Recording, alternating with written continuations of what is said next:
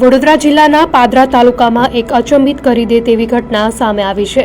ઝવેરીપુરા ગામના રોડ પર અચાનક એક મહાકાય મગર આવી જતા લોકોમાં ભારે દોડધામ મચી ગઈ હતી।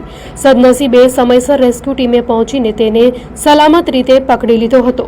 પાદરા તાલુકાના ઝવેરીપુરા ગામે રોડ પર એક વિશાળ મગર આંટા ફેરા મારતો જોવા મળ્યો હતો। રસ્તા પર મગર જોઈને રાહદારીઓ ગભરાઈ ગયા હતા અને તાત્કાલિક પાદરા પ્રાણી જીવરક્ષક સંસ્થાના હેલ્પલાઇન નંબર પર જાણ કરવામાં આવી હતી। માહિતી મળતા જ સંસ્થાના પ્રવીણ મહારાજ તેમની ટીમ સાથે ઘટના સ્થળે પહોંચી ગયા હતા। રોડ પર મગર હોવાથી જોખમ હતું, છતાં ટીમે સંપૂર્ણ કાળજીપૂર્વક રેસ્ક્યુ ઓપરેશન હાથ ધર્યું હતું।